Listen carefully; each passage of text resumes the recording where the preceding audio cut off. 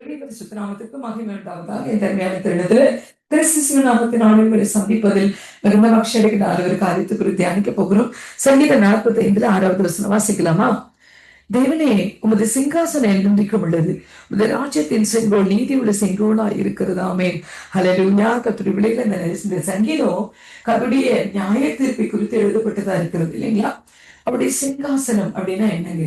அவர் அமர்ந்திருக்கிறதான இடம் இல்லையா? அவர் அமர்ந்திருக்கிறதான சிங்காசனம் அது இன்றைக்கு ஸ்தாபிக்கப்பட்டதா இல்லை. அது என்றைக்கு பூமி அஸ்திவாரப்படுவதற்கு முன்பாகவே அது பரலோகத்துல ஸ்தாபிக்கப்பட்ட காரியம். அப்ப அவர் பூமிக்கு வந்த பிறகும், அவர் மரித்த பிறகும், அவர் உயிரோடு எழுந்த பிறகும் அந்த சிங்காசனம் அவருக்காக வெயிட் பண்ணிட்டே இருக்கு. இன்னைக்கு கர்த்தருடைய பிள்ளைகளை அந்த சிங்காசனத்துக்கு அருகில தான் நீங்களும் நானும் போயிட்டு அமர போகிறோம் வேதம் சொல்லுகிறது. அப்படின்னா அந்த சிங்காசனம் என்றைக்கு எப்பவுமே இருக்கும் அப்படின்னு வேதம் நமக்கு கற்றுக் கொடுக்கிறது. மட்டுமல்ல, அவடத்துல ஒரு செங்கோல் இருக்கிறதா. அது என்ன செங்கோலா? நீதி உள்ள செங்கோல். அப்ப இன்னைக்கு நீதியா இருக்கிறவர்களை கர்த்தர் ஏன் பிரியமா பார்க்கிறான்னு இதுதான் காரணம். இன்னைக்கு யோசிச்சு பாருங்க, இந்த செங்கோலை எங்க பார்க்கலாம் அப்படின்னா எஸ்தர் புத்தகத்துல பார்க்கலாம் இல்லைங்களா? மொத்த யூதர்களையும் கொள்ளும்படி ஒருத்த ராஜா கிட்ட இருந்து முத்திரை மோதிரத்தை வாங்கி லெட்டர் அனுப்புறான். அப்ப அந்த நாட்டில் லெட்டர் தீவிரமாய் அஞ்சல்காரர்கள் புறப்பட்டு போனாங்க, வேதத்துல இருக்கிறது. அப்ப அந்த காரியம் அந்த ராஜாத்தியுடைய சிறிய தகப்பனுக்கு தெரிய அவர் சொல்லி அனுப்புறார். நீ ஏதாவது செய்யணும் அந்த அம்மா சொல்றாங்க. என்னால ஒண்ணும் செய்ய முடியாது. காரணம் என்னன்னா, ராஜா பொருஷங்களோட நீட்டினால் வழியதான் நம்ம மருத்துவர் கொடுக்க முடியும். ஒருவேளை ஒரு பொருஷைக்கோட நமக்கு முன்னாடி நிக்கல, ஒருத்தவங்க போயிட்டு ராஜா முன்னாடி நிக்கிறாங்க. அப்ப அவர் கையில இருக்கிற செங்கோட அவங்க முகத்துக்கு நேரம் அவர் நீட்டணும் அப்படின்றதான் அவங்க பேச உத்தரவு அப்படின்னு அர்த்தம். சப்போஸ் அவர் நீட்டவே இல்லைன்னா அவர் கொண்டுடுவாங்க. அவருக்கு தேவையில்லாம ராஜாவை டிஸ்டர்ப் பண்றதா அர்த்தம்.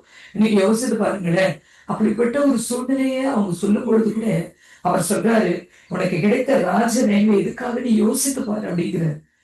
சரி, மறிச்சா கூட பரவாயில்ல, ஆனா தேவஜனங்களுக்காக வைராக்கியம் நெல் அப்படின்னு கற்றுக் கொடுக்கிறார். நம்ம அப்படியே நின்று செபித்து 3 நாள் உபவாசித்து செபித்து ராஜா இடத்துல போய் நின்ற போது அவர் செங்கோல அந்த அம்மா பக்கமா நீட்டிட்டார். ஆமென், அல்லேலூயா. கர்த்தருடைய பிள்ளைகளை இன்னைக்கு யோசித்து பாருங்க, தேவன் நல்லவர். அதே பொற்செங்கோல் இன்றைக்கு அவர் கருத்துல வைத்திருக்கிறார். அந்த செங்கோலுக்கு ஒரு பெயர் இருக்கிறது, நீதியுள்ள செங்கோல். இன்றைக்கு நீங்களும் நானும் போய் நிக்கிறோம், அந்த செங்கோல் நமக்கு முன்பாக நீட்டப்படுகிறது. ஆமென். பொற்செங்கோல் எதுக்காக? உங்க ஜெபத்துக்காக, உங்க மன்றாட்டுக்காக, உங்க கண்ணீருக்காக. நீங்க அழுது புலம்பி ஜெபிச்சிட்டு இருக்கீங்களா, அதை கேட்கும்படியாக. ஆமென், அல்லேலூயா. கர்த்தருடைய பிள்ளைகளே, வேதம் 5வது வசனம் வாசிக்கலாம். நம்முடைய அம்புகள் கூர்மையானவைகள். ஆமென். அவைகள் ராஜாவுடைய சத்துருக்களின் இருதயத்துக்குள் பாயும். ஜனசதலங்கள் உமக்கு கீழே விழுவார்கள். ஆமென். இதெல்லாம் என்னவா? அவருடைய வருகை நாட்கள் நடக்கும்ல. அம்புகள் கூர்மையானவைகள். அவர் கையில் அம்போடு கூட இருக்கிறார். அது ரொம்ப கூர்மையானது அப்படின்னு வேதம் எழுதி வைத்திருக்கிறது. ஆமென். ஆனா இந்த இடத்துல ராஜாவின் இருதயத்துக்குள்ள அது பாயுமா? ஏன் அப்படி சொல்லப்பட்டிருக்கிறது? ராஜாவுடைய சத்துருக்கள் இருதயத்துக்குள் பாயும். ஆமென். நீங்களும் நானும் அவர் சமூகத்துல ராஜாக்களாய் அதிபதிகளாய் நாம் கடந்து போகிறோம். நம்ம விரோதமா யார் எழும்பினாலும் அவர் சத்துருக்கள் இருதயத்துக்குள்ள அது பாய்ந்து போகும். ஆமென். வருகிற நாட்கள்ல, அவருடைய வருகை நாட்கள்ல இதெல்லாம் நடக்கும் அப்படின்னு கர்த்தருடைய வேதம் கற்றுக் கொடுக்கிறதுனால தேவ பிள்ளைகளை தேவ சன்னிதானத்துல நிக்கிறீங்க, அவர் சமூகத்தை நிக்கிறீங்க, அவருடைய இரக்கத்துக்காக ஜெபித்துக் கொள்ளலாம். அவர் செங்கோல் நம் பக்கமாய் இரக்கமாய் நீட்டப்படும்படியாக நம்ம ஜெபித்துக் கொள்ளலாம். அதற்காக நன்றி. ஜெபிக்கலாமா? இந்த நாள்ல கர்த்தர் எங்க கூட பேசின வார்த்தைகளுக்காய் ஸ்தோத்திரம். தொடர்ந்து நீங்க ஆளுகை செய்வது கேட்க போகிற பிள்ளைகளை ஆசீர்வதி. கிறிஸ்து நாமத்தில் பிதாவே, ஆமென். God bless you all. கர்த்தருடைய பரிசுத்த நாமத்திற்கு மகிமை உண்டாவதாக. இந்த அருமையான தருணத்துல கிறிஸ்துவின் நாமத்தினாலே உங்களை சந்திப்பதில் புதிய மகிழ்ச்சியினால் ஒரு காரியத்தை குறித்து அணிக்க போகிறோம். சங்கீதம் 45:11 வாசிக்கலாமா? அப்பொழுது ராஜா உன் அழகு பிரியப்படுவார், அவர் உன் ஆண்டவர் ஆகியால் அவரை பணிந்து கொள்ளாமே. அல்லேலூயா.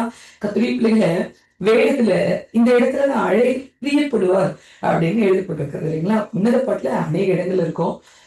நாம அவரை பார்த்து பிரியப்படுறோம், அவர் நம்மை பார்த்து பிரியப்படுறார். இது நாம. ஆனா இங்க அழகா தெளிவா எழுதப்பட்டிருக்குது, அழகில் பிரியப்படுவார். அது என்ன அழகு? நம்ம பியூட்டி பார்லர் போயிட்டு நல்ல மேக்கப் போட்டு வர்றதா? அந்த மாதிரி ஒரு காரியத்தை சொல்றாங்களா? இல்ல. அழகு என்பது ஆவிக்குரிய ரீதியான அழகு. நமக்கு ஒரு அழகு உண்டு. ஆவிக்குரிய ரீதியான ஒரு மனுஷன் இருக்கிறானா, மனுஷி இருக்கிறாங்கன்னா அவங்களுக்குள்ளாக இன்னொரு மனுஷி இருக்கிறாங்க. உங்களால உணர முடியுதா? ஆவி ஆத்ம சரீரம் இல்லையா? ஆத்மாவை சொல்றேன், இன்னொரு மனுஷன் மாதிரி. அப்ப அந்த மனுஷன் அலங்காரம் எப்படி இருக்கும் அப்படின்னு பாத்தீங்கன்னா, அந்த அலங்காரம் கர்த்தருக்கு பிரியமா இருக்கணும் அப்படிங்கிறார். அந்த அலங்காரம் பேசிய ஆரம்பத்திலே சொல்லப்பட்டிருக்கிறது. அந்த அலங்காரத்தை நீங்க போய் வாசித்து பாருங்க. அப்படிதான் இருக்கணும் அப்படிங்கிறார்.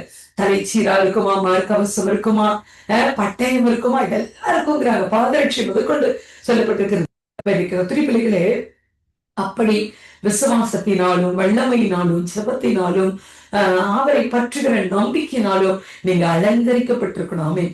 அந்த அலங்காரத்தை தான் கர்த்தர் இங்க எழுதி வைத்திருக்கிறார். அப்ப உங்க அழகில் அவர் பிரியப்படுவார். அப்படி ஒரு ஆத்துமா செம்மையா அலங்கரிக்கப்பட்ட ஒரு ஆத்துமா பார்க்கும்போது கர்த்தருக்கு அவ்வளவு ஹாப்பியா ஆயிருமா. எனக்கு கத்திரி பிள்ளைகளே, நாம் அப்படி அலங்கரிக்கப்பட்டிருக்கோமா அப்படின்னு யோசிச்சு பாருங்க. ஜெபத்தினால என் ஆத்துமா அலங்கரிக்கப்பட்டிருக்கிறதா, வேதம் வாசிக்கிறேனா, மன்றாடி ஜெபிக்கிறேனா, ஆத்தும பாரத்தோடு இருக்கிறேனா, எனக்கு விசுவாசம் இருக்கிறதா, எனக்கு நீதி இருக்கிறதா, ஏன் நீதி இல்லை, சுயநீதி இல்லை, தேவ நீதியிலே செயல்படுகிறதா, யோசிச்சு பாத்தீங்கன்னா இதுதான் அழகு. சரிங்களா?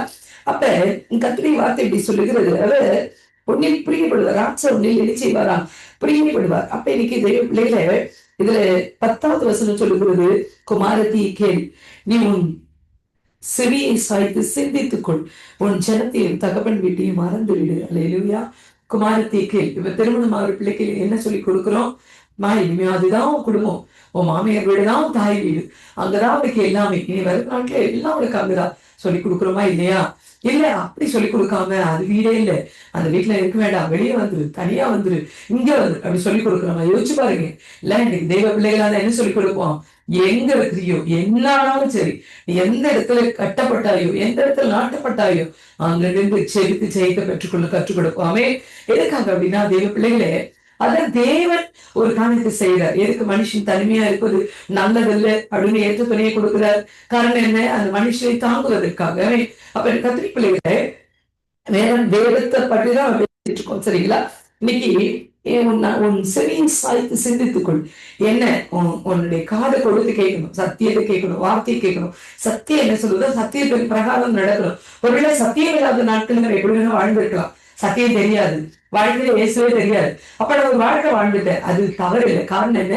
ஆண்டவரை தெரியாது. ஆண்டவருக்குள்ள வந்துட்டீங்க, ஆண்டவரே சத்தியம் தெரிஞ்சிச்சு. இப்ப நீங்க ஆண்டவருக்கு பிரியமா வாழ கற்றுக்கொண்டீங்கன்னா அப்படியே உங்க வாழ்க்கையை நகர்த்துங்க. ஆமென். அல்லேலூயா. அது மட்டும் இல்ல, உன் ஜனத்தையும் தகப்பன் வீட்டையும் மறந்து விடு. பாருங்க எவ்வளவு தெளிவா கற்றுக் கொடுக்கிறாரு இல்ல? எப்ப இயேசுவை நீங்க நேசிக்க ஆரம்பிச்சிட்டீங்களோ, நீங்க எல்லாத்தையும் மறந்துடணும். காரணம் என்ன தெரியுங்களா? ஆண்டவருக்கும் உங்களுக்குமான ஒரு அந்நியோன்யம் உருவாயிடுச்சுன்னா நீங்க இந்த உலகத்தை நேசிக்கவே முடியாது. உலகத்துல இருக்கிறதுல எதுலையும் அனுபவ முடியாது. காரணம் என்னன்னா, நீங்க ஆண்டவரோடு கூட ஐக்கியப்பட்டுட்டீங்க. அவரும் நீங்களும், நீங்களும் அவரும் அப்படியே ஒரு நெருக்கத்துக்குள்ள நீங்க வந்துட்டீங்கன்னா, உங்களுக்கு அப்பா வீடாவது அம்மா வீடாவது எதுவுமே ஞாபகத்துக்கு வராது. அப்படிதான் மணவாளனோடு, உங்க கணவரோடு, உங்க மனைவியோடு நீங்க நெருக்கத்தோடு இருந்தீங்கன்னா எதுவுமே உங்களுக்கு நினைவுக்கு வராது இல்லைங்க? அப்ப கத்திரி பிள்ளைகளை இன்றைக்கு கர்த்தர் கூட நேசத்தை குறித்து பேசியிருக்கிறார்ல, நேசத்தை குறித்தும் அவர் அழகரை பிரியப்படுவதை குறித்து பேசியிருக்கிறார். இன்னைக்கு இந்த சத்தியம் உங்களுக்கு பிரயோஜனமா இருந்திருக்கு நம்புகிறேன். ஜெபிக்கலாமா? எங்களால் தகப்பட இந்த நாள்ல கர்த்தர் எங்க கூட பேசின வார்த்தைக்காய் நன்றி. இந்த நாள்ல ஆண்டவரே, இதை கேட்க போகிற ஒவ்வொரு பிள்ளைகளுக்கும் இந்த ஆசீர்வாதமா இருக்கட்டும். பெரிய காரியங்களை செய்யுங்க. கிறிஸ்து நாமத்தில் பிதாவே, ஆமென். God bless you all. கிறிஸ்துவுக்குள் பிரியமான சாலமோன் தந்தை கிறிஸ்தவர்களுக்கு அன்பு வாழ்த்துக்கள்.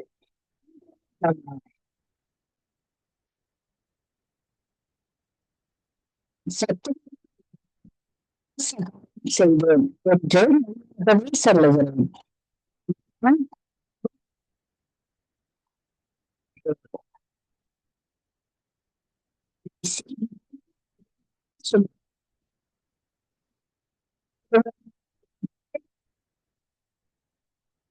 முடியாமல் தடுமாற்றமா?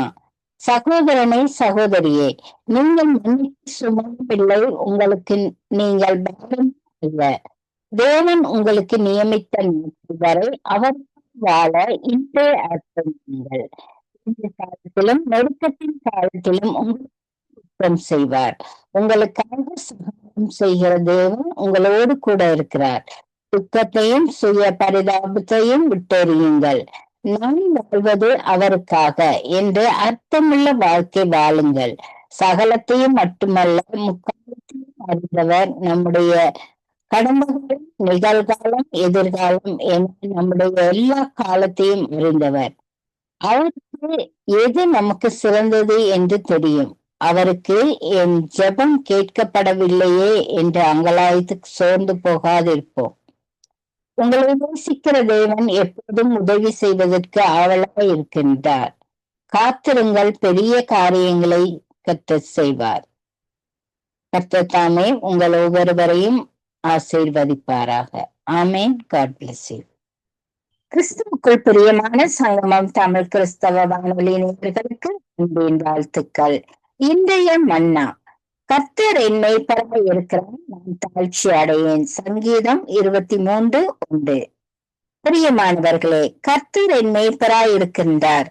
இந்த வசனம் விசுவாச வாழ்க்கையின் அடித்தளமாக இருக்கின்றது. தாவீது இதை எழுதும் போது அவர் ஒரு ராஜாவாக மட்டுமல்ல, முன்பு ஆடுகளை மேய்த்த அனுபவமுள்ள மேய்ப்பனாகவும் இருந்தார். ஒரு நல்ல மேய்ப்பன் தன் ஆடுகளை பெயர் பெயராக அறிந்திருப்பான். அவற்றின் குரலை கேட்டாலே முகத்தை அடையாளம் கண்டு கொள்வான். ஆபத்து வந்தால் தன் உயிரையும் கொடுத்து பாதுகாப்பான். அது போலவே எம்முடைய இயேசு கிறிஸ்து நல்ல மேய்ப்பராக இருக்கின்றார். இன்றைய உலகில் பலர் வழி தவறி போகின்றார்கள். குடும்பத்தில், வேலையிடத்தில், உடல் நிலையில், மனநிலையில் எங்கும் மன அழுத்தங்கள் அதிகரித்தது போல் இருக்கும். கர்த்தர் உங்களை ஒருபோதும் கைவிட மாட்டார். உங்களை மறந்து போகவும் மாட்டார். அவர் உங்களை தனியாக விட்டு செல்லவும் மாட்டார்.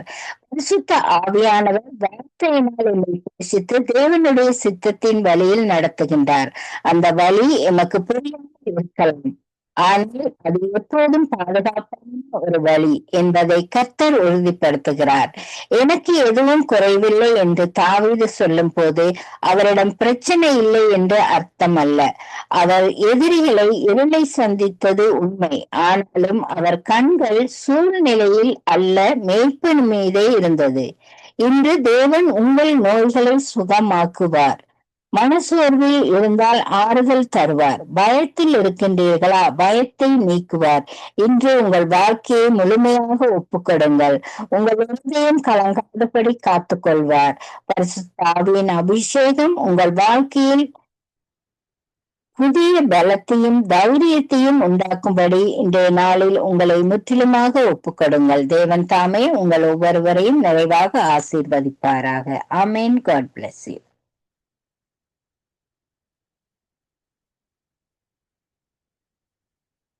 தேதி ஏப்ரல் மாதம் 2026 செவ்வாய்க்கிழமை. இந்த நாளிலும் வேத தியானத்திற்கு எடுத்துக்கொண்ட பகுதி மத்தேயு 6:33 ஆண்டோடைய வார்த்தை சொல்லுகிறது, முதலாவது தேவனுடைய ராஜ்யத்தையும் அவருடைய நீதியையும் தேடுங்கள், அப்பொழுது இவைகள் எல்லாம் உங்களுக்கு கூட கொடுக்கப்படும் என்று கர்த்தருடைய வார்த்தை சொல்லுகிறது.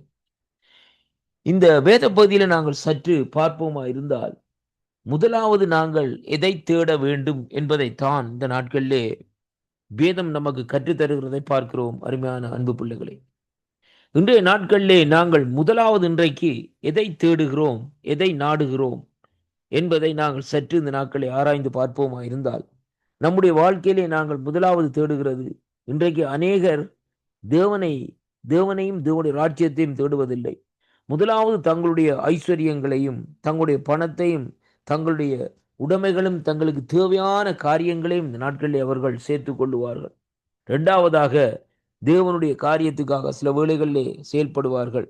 உலகத்தாரை கவனிக்கிற வேளையிலே, அதாவது அவர்கள் ஆண்டவரை தேடுகிற அறிவோ ஆண்டவரை தேடுகிற காரியமோ அவர்களுக்கு இல்லாமல் இருக்கிறதை பார்க்கிறோம். ஆனால் இங்கே வேதம் நமக்கு தெளிவாக சொல்லுகிறது, முதலாவது நாங்கள் தேவனுடைய ராஜ்யத்தை தேடுகிற வேளையிலே, இரண்டாவது அவருடைய நீதியை தேட வேண்டும் என்ற ஒரு நோக்கம் நமக்குள்ளே இந்த நாட்களில் உருவாகிறதை பார்க்கிறோம். அருமையான அன்பு பிள்ளைகளே, அப்படியானால் இந்த நாட்களிலே தேவனுடைய ராஜ்யத்தையும் நீதியையும் நாங்கள் தேடுகிற போலே எல்லா காரியங்களும் இந்த நாட்களிலே நமக்கு கொடுக்கப்படும் என்று சொல்லி இந்த நாட்களில் சொல்லப்படுகிறதை பார்க்கிறோம். இன்றைக்கு அநேகருடைய வாழ்க்கையில் இந்த நாட்களிலே எதை குறித்தும் ஒரு கவலையோடு இந்த நாட்களில் இருக்கிறதை அங்கே காண்கிறோம். அருமையான அன்பு பிள்ளைகளே, வேதம் தெளிவாக சொல்லுகிறது, எதை குறித்தும் நாங்கள் கவலைப்பட வேண்டிய அவசியமே இல்லை. நாங்கள் முதலாவது தேவனுடைய ராஜ்யத்தை இந்த நாட்களிலே தேடி அங்கே இந்த நாட்களில் அவருடைய நீதியையும் தேடுகிற வேளையிலே தேவன் நம்முடைய அன்றன்றாடு தேவைகளையும் அன்றன்றாடு நமக்கு தேவையான காரியங்களையும் அவர் சந்திக்க இந்த நாட்களிலே வல்லவராய் இருக்கிறார் என்பதைத்தான் கர்த்தருடைய வார்த்தை இந்த நாட்களிலே நமக்கு சொல்லுகிறதை பார்க்கிறோம். அருமையான அன்பு பிள்ளைகளே, நாங்கள் இந்த நாட்களில் ஒரு தீர்மானத்தை எடுக்க வேண்டும்.